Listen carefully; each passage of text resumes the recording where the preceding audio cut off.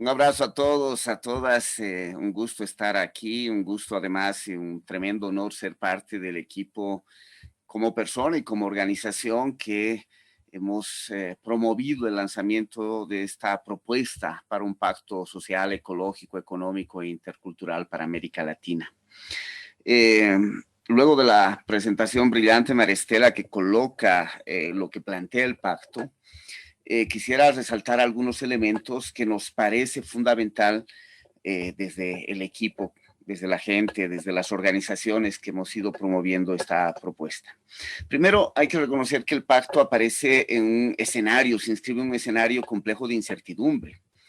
A partir de esta combinación entre emergencia sanitaria y esas múltiples crisis sistémicas, civilizatorias, simultáneas que están ocurriendo ya desde hace varios años en el planeta y que nos colocan en un debate sobre nuestros horizontes, sobre las posibilidades de salida, sobre las alternativas, que han colocado en el debate esta idea de que no podemos volver a la normalidad, porque la normalidad era un problema y que nos exige, por tanto, replantearnos como sujetos, como personas, las posibilidades de horizontes transformadores en el continente y en el mundo entero. En ese escenario de incertidumbre, el pacto responde a una doble dimensión, al menos, que me parece fundamental destacar.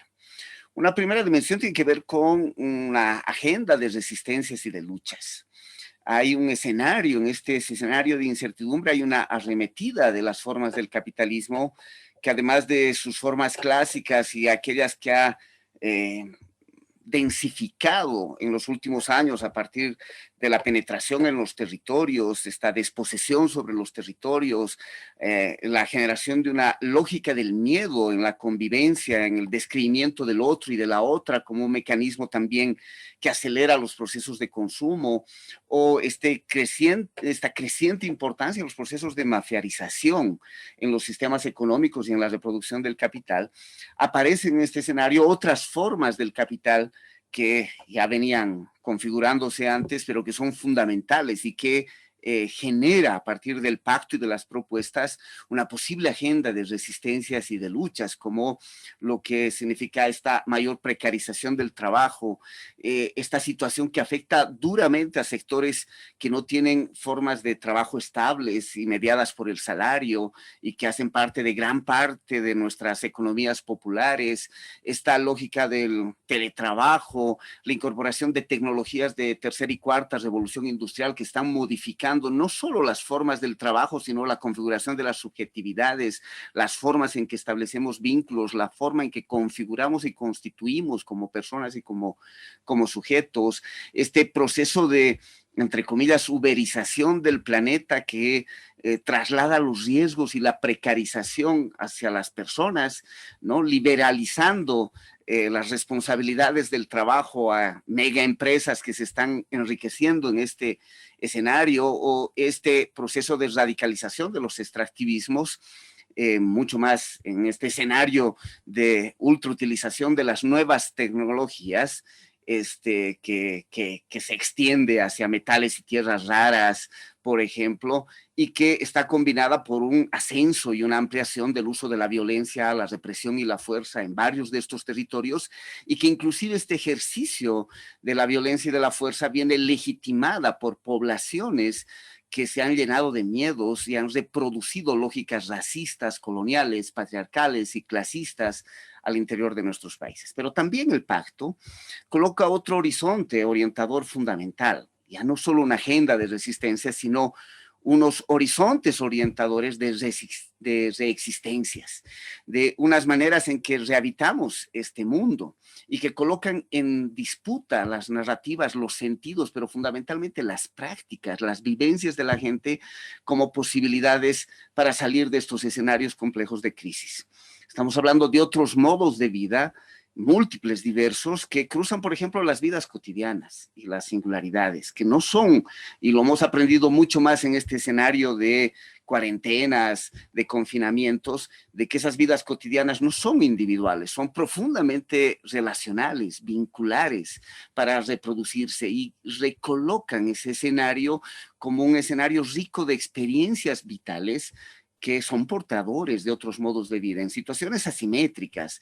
pero que están apareciendo en ese escenario de asimetría y de desigualdad como portadoras de otras posibilidades de transformación. Y ese, lo relacional, lo vincular, aparece como un elemento fundamental en la propuesta del pacto, donde se apela a lo comunitario, por ejemplo, a las reciprocidades como elementos básicos de esa nuestra riqueza y de nuestra posibilidad de generar alternativas y acciones políticas. Pero esos procesos de reciprocidades, por ejemplo, exigen un mínimo de igualaciones. No pueden acontecer las reciprocidades en escenarios tan desequilibrados, tan asimétricos en la acumulación y la concentración del poder y la riqueza. Y por tanto, también el documento del pacto orienta elementos redistributivos para generar escenarios más equilibrados frente a estos escenarios de desigualdad en los que nos toca vivir. Pero también nos plantea una suerte de horizontes, no solo en la vida cotidiana y en ese campo relacional primario, sino también en los tejidos organizativos, en los tejidos de los movimientos. Nos coloca unos desafíos y unas agendas posibles para trabajar en las formas en que nos articulamos y en la que configuramos sujetos colectivos de la acción política.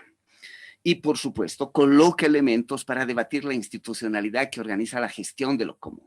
Una institucionalidad en un sentido mucho más amplio y más complejo, es decir, debate con los estados en sus distintos niveles, pero también configura institucionalidades desde esas experiencias comunitarias, desde el tejido social, desde la experiencia social, y por eso es una convocatoria a los sujetos en términos actores organizados, organizativos, para generar en esos escenarios complejos, abigarrados, contradictorios, asimétricos, pero al mismo tiempo portadores de esos otros mundos posibles, la posibilidad de horizontes compartidos, comunes de salida. Eso significa también que hay una relación, un planteamiento hacia los estados y sus distintos niveles, pero desde la soberanía propia de los actores sociales, de los actores comunitarios. Y eso genera un tipo de institucionalidad mucho más compleja. Por tanto, hay un horizonte orientador hacia otros modos de vida como disputas civilizatorias, al mismo tiempo que políticas,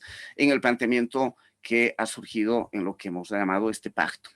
Así, este pacto no se puede entender sin la cuarta palabra del mismo, o sea, es un pacto social, ecológico, económico e intercultural. Esta palabra intercultural es fundamental para entender los procesos políticos que estamos planteando como posibles horizontes, porque es una suerte de reconocimiento radical de nuestra configuración pluricivilizatoria, indígena, afroamericana, otras reconfiguraciones emergentes. Por tanto, no se puede entender sino desde una diversidad que necesita mínimos acuerdos de sentido. Y reconoce que nuestras posibilidades de regeneración y cuidado de la vida está en lo que posiblemente son nuestras dos mayores riquezas en nuestro continente, la diversidad cultural y la biodiversidad.